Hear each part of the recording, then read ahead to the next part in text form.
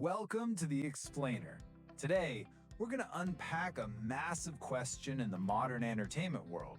Why do millions of people spend real, hard-earned cash on purely cosmetic items in video games that are supposedly free to play? The answer, it turns out, is a pretty fascinating journey into economics, culture, and our own psychology. So let's just start with a number that's kind of hard to wrap your head around. $77.2 billion. According to a Newzoo report, that's how much revenue mobile games alone pulled in a single year. That's almost half of the entire global gaming market. So how on earth can free games be one of the most profitable entertainment industries in the world, dwarfing even Hollywood's box office? Well, to get it, we kind of have to shift how we think. The game studios behind these huge hits aren't really selling you a product in the old school sense. They're selling you an experience.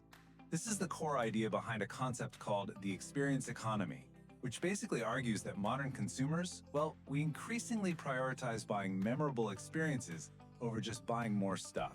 And this slide illustrates that progression perfectly. I mean, just think about coffee. We started with the basic beans, right? A commodity. Then came packaged goods, then services, like a simple cup of coffee from a diner. And now we're at the very top, experiences. Think about the unique vibe and personal service of a high-end coffee shop. Game studios have made that exact same leap. They're not just selling you code, they're selling an escape, a story, a personal journey.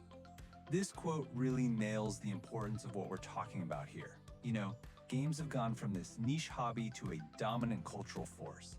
And this huge cultural shift has some really profound implications for how and why we decide to spend our money and our time inside these incredible virtual worlds. Okay, so if it's all about the experience, what is it? What's that psychological trigger that actually makes a player click buy? Well, to figure this out, a recent study from 2021 really dug deep into the behavior of millennial players in mobile battle royale games, and they used a framework called the theory of consumption values. Let's see what they found. So this theory of consumption values, it basically breaks down our buying decisions into 5 core drivers, which you can see all mapped out here. But what's really interesting is that the research found for millennial gamers, only 3 of these were statistically significant when it came to buying in-game items. So let's break down those key 3 one by one. Okay, first up, we've got conditional value. And this is all about context, the situation. Think about a special limited time character outfit that you can only get during a Halloween event, or maybe a weapon skin that's part of some special promotion. Its value is totally tied to that one moment, creating this powerful sense of urgency and, exclusivity. Next up, emotional value.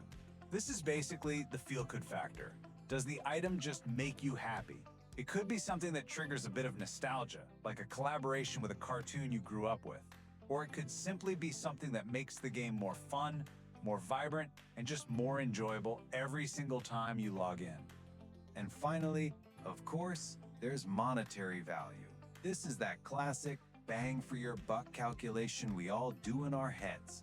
Does the player feel like the price is fair for the emotional or conditional value they're getting back? Plain and simple. Is it a good deal? But these 3 core values, they aren't the whole story. The study also uncovered several other factors that don't just add to the decision, they act as powerful amplifiers, making those core values even more persuasive. So the study found that 3 specific things have a direct, positive effect on a millennial player's decision to buy. First, having the ability to customize your character to really express yourself. Second, just the sheer visual quality and appeal of an item's design. And finally, how trendy it is. Now, this is really crucial. Some of these amplifiers also act as what they call moderators. What that means is they actually make those core values even stronger. So for example, being able to customize an item that amplifies its conditional value. That limited time Halloween outfit is even more appealing if you can also tweak its colors. And an item's trendiness, that massively boosts its emotional value. Owning what's popular just feels good. So you've got these core values, you've got these powerful amplifiers, and they're all just swirling around in a player's head. But when the researchers actually crunched all the numbers, one factor stood out way above the rest as having the strongest, direct, positive effect on the decision to buy. Any guesses what it was? It was trendiness. That's right. More than the emotional connection, more than the price, more than anything else, the study found that an item's popularity and social relevance is its single most powerful selling point for this demographic. So what exactly does the research mean when they say trendy? Well, they define it as items that are being promoted and used by famous streamers and influencers, or items that are just super popular with most of the other players.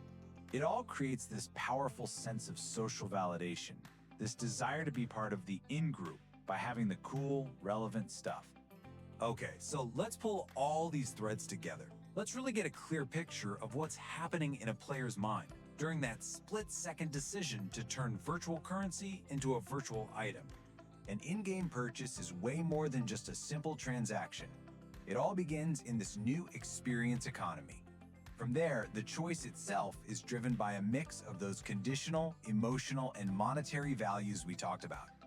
Then, that decision gets amplified by the desire for customization and just cool-looking visuals. And finally, the entire impulse is most powerfully swayed by trendiness. And all of this kind of leaves us with one final thought. We basically just unpacked a framework for understanding why we buy stuff that you can't even hold in your hand. So the next time you, or maybe someone you know, is tempted by a flashy new item in a game, just ask yourself, what value am I really seeing here? Is it emotional? Is it conditional? Or is it that powerful pull of the trend?